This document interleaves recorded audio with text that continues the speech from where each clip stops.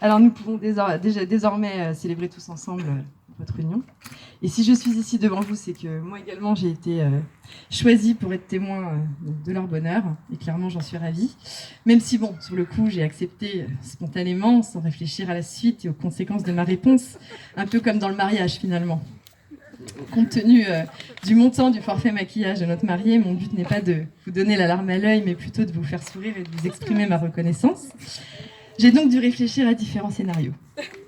Tout d'abord à une chanson, mais j'ai pensé à ma réputation, surtout si jamais mon futur mari se trouvait éventuellement parmi vos invités. Puis j'ai pensé pourquoi pas à prendre le bignou avec ton tonton, Seb, mais je craignais de ne pas être au niveau. Je sais pas où il est, ce fameux tonton, d'accord. Alors finalement j'ai écrit des nuits entières, j'ai regardé des signes d'amour, j'ai lu des textes de grands philosophes pour m'inspirer.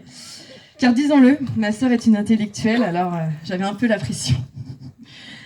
Et oui, ma sœur, je l'ai toujours admirée quand nous étions sur les bancs de l'école. C'était un peu, vous voyez, celle qui ne trafiquait pas, comme certains d'entre nous, je pense, les carnets de notes, et celle qui n'aurait loupé pour rien au monde les cours de latin. Avec ma sœur, ça filait droit. Enfin, sauf quand elle fuguait pour des mauvais garçons, ou qu'elle finissait les vers au repas de famille dès ses 10 ans. En tout cas... C'est vrai, tout ça, c'est vrai. C'est mignon.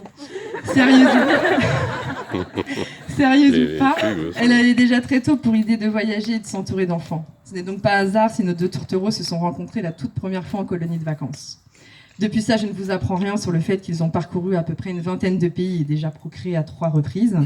Je crois que c'est un peu leur façon à eux de casser la routine. Et dernièrement, c'était à ton tour, Sébastien. Enfin, tu as demandé la main de ta bien-aimée.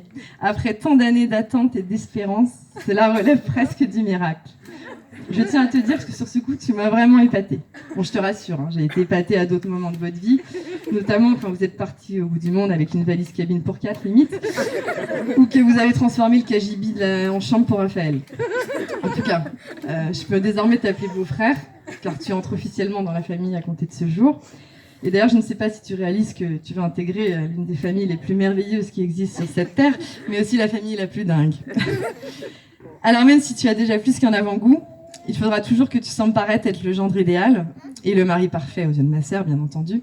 Alors pour commencer, veillez à ne jamais oublier votre anniversaire de mariage. Donc je t'ai fait un petit cadre, voilà. Bien. Parce que les dates... Et pour le reste, je te propose de venir me voir à la fin. Je te donnerai quelques conseils et si tu les appliques à la perfection, tu verras qu'elle te réclamera même un 4e enfant.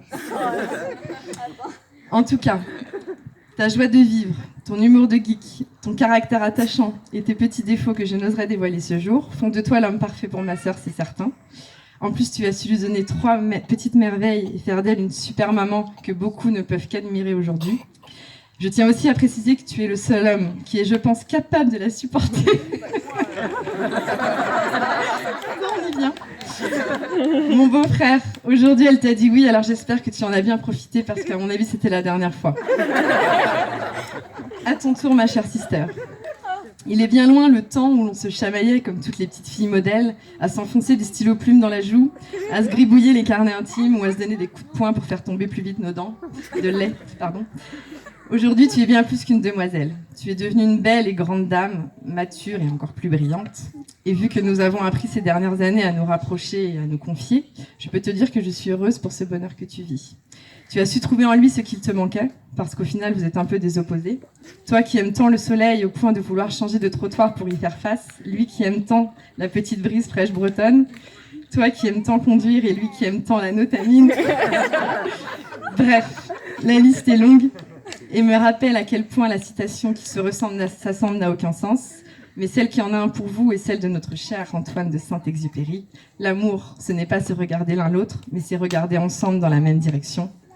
Après toutes ces anecdotes qui vous caractérisent si bien et qui font qu'on vous aime, ce qui compte surtout, c'est que nous sommes aujourd'hui réunis autour de vous pour vous entendre vous promettre de vous chérir et de vous supporter encore et encore dans tout ce que la vie vous réservera, de bon ou de mauvais. Alors soyez fous et aimez-vous à jamais.